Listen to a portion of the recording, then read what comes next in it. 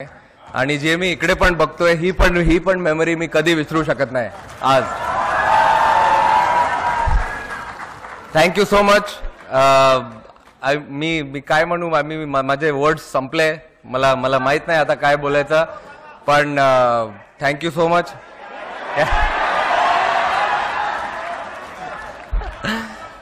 Catch बसला हातात. अरे कसं असं. Thank you everyone. खूप चांगलं वाटलं इकडे येऊन. आणि मोस्ट इम्पॉर्टंट जे मी बघितलं काल आपल्या मुंबई पोलिसनी जे केलंय काल, ते मला वाटत नाही कोण असं काही करू शकतो. आणि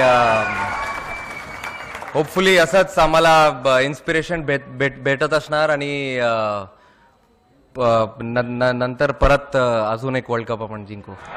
थँक्यू. सगळ्यांना मोठा नमस्कार माझा. CM sir, thank you very much. आम्हाला इकडे इन्व्हाइट करायला बरं वाटलं सगळ्यांना बघून. सीएम साहेबांनी आत्ताच सांगितलं मला की असा कार्यक्रम इकडे झाला नाहीये कधी, आणि असं बघून आम्हाला पण भरपूर आनंद झाला की असा कार्यक्रम आमच्यासाठी इकडे ठेवलाय. आणि सगळ्यांना जसं मी सांगितलं की सगळ्यांना बघून इकडे आम्हाला भरपूर आनंद झालाय. काल जे आम्ही बघितलं मुंबईमध्ये, ते एक सर्वांसाठी स्वप्न आहे. आमच्यासाठी पण एक मोठं स्वप्न होतं की वर्ल्ड कप इंडियामध्ये आणायचं आहे आम्हाला.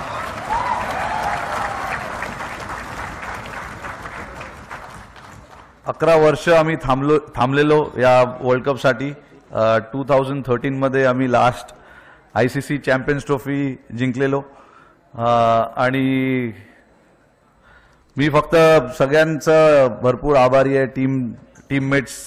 कारण की हे माझ्यामुळे की नाही, सूर्या किंवा दुबे किंवा जयस्वालमुळे नाही झालंय, सगळ्या प्लेयरमुळे झालंय. त्याच्यासाठी आणि लकी पण आहे, कारण की जे टीम मला भेटलेलं ते सॉलिड प्लेयर्स होते सगळे.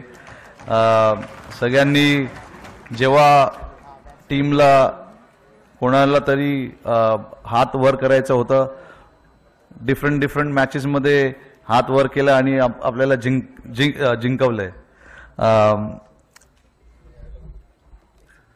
सूर्याने आता सांगितलं की त्याच्या हातात बॉल बसला, तर बरं झालं ते बसला,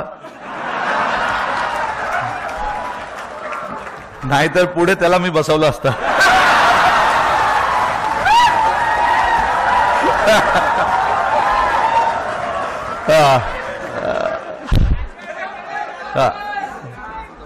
थँक्यू एव्हरीवन. थँक्यू मुंबई. जय हिंद, जय महाराष्ट्र. थँक्यू. मला मनापासून रोहित शर्माचं, सूर्यकुमार यादवचं, म्हणजे ज्या प्रकारचा तो झेल घेतला, तो झेल किंवा बाहेर त्याचा पाय जरी टेकला असता तरी काही आजचा दिवस तुम्हाला मला बघायला मिळाला नसता. त्याच्यावर सूर्यकुमार यादव, तुझं खूप खूप अभिनंदन, खूप खूप कौतुक. संपूर्ण आपल्या भारतीयांचे डोळे तुझ्याकडे लागलेले होते आणि अप्रतिम झेल तो घेतला. रोहितनं सांगितलंच नसता घेतला तर तुला बघितलंच असतं, पण रोहितनं एकट्याने बघितलं नसतं, आम्ही सगळ्यांनीच बघितलं असतं. आमचे लोक फार वेडे आहेत. जिंकल्यानंतर एवढा उदो करतात आणि हारल्यानंतर दगड मारायला कमी नाही करत. आपल्या इथला खिलाडूपणा कधी आपल्याला पाहायला मिळत नाही.